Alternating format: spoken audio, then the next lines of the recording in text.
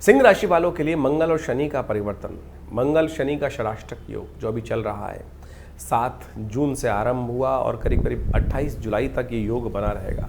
षडाष्टक योग, मंगल आपकी राशि में चल रहे हैं और शनि महाराज यदि देखा जाए तो आपकी चंद्र राशि के अनुसार से इस वक्त ढैया बनाने का एक योग बना रहे हैं। ऐसे में उस पर करेला और नीम पर चढ़े की अवस्था बन गई है। मंगल की ढैया का समय भी शुरू हो गया है। अब शनि के ढैया का समय के साथ साथ मंगल का षडाष्टक योग भी बन के आ गया है और इस वक्त मंगल पूर्ण दृष्टि के साथ शनि पर अपनी दृष्टि डाल रहे हैं।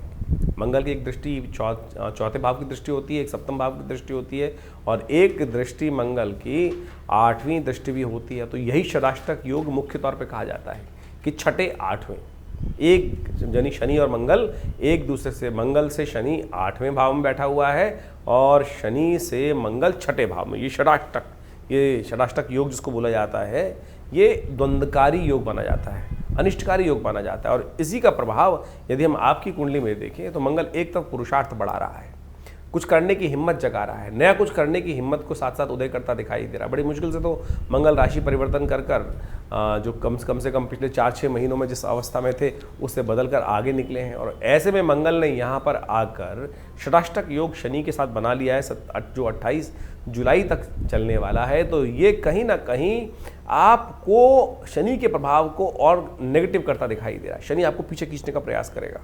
शनि आपके लिए कहीं ना कहीं ऐसी स्थिति उत्पन्न करेगा, मेहनत करने के बावजूद भी रिजल्ट लाने में कमी करने के योग बना देगा और कहीं ना कहीं छोटी छोटी बातों में आपको दुस्साहस करने का रास्ता करा सकता है। इसलिए कोशिश ये करें, दुस्साहस करने से बचने का प्रयास करना चाहिए आपको।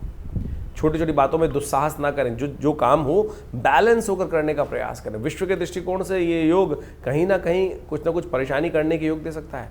ऐसे में आपकी राशि के दृष्टिकोण से ध्यान रखना चाहिए आपको कि जो भी विचार कर रहे हैं, बोल रहे हैं, सत्य संकल्प होकर बोल रहे हैं, आप तो सत्य में बोल रहे हैं, सही चीज़ बोल रहे हैं, लेकिन सामने वाले को उसमें द्वंद्वात्मक स्थिति उत्पन्न कर सकता है, आपके प्रति हीन भावना मन में रख सकता है। तो ऐसे में ध्यान रखना होगा कि आप जो भी बोले उसको जब आवश्यकता हो तभी बोलने का प्रयास करें। बिना किसी कारण के ज़बरदस्ती हम चीज़ों में बीच में इन्वॉल्व होने का प्रयास करेंगे तो वो स्थितियां हमारे लिए नेगेटिव जा सकती हैं। कारण है कि इस वक्त रिजल्ट आने में कुछ ना कुछ दिक्कतें दिखाई देती हैं। चीज़ों में मेहनत ज़्यादा चाहिए क्योंकि शनि की जो ढैया चल रही है, शनि का प्रभाव आपकी राशि के दृष्टिकोण से दशम भाव, कार्य भाव में पड़ रहा है। वो कहीं ना कहीं थोड़ी सी समस्या है, रिजल्ट में कहीं ना कहीं, सम्मान में कहीं ना कहीं दाग लगाने के उपाय बना सकता है, लेकिन कई मामलों में अच्छा प्रभाव भी है।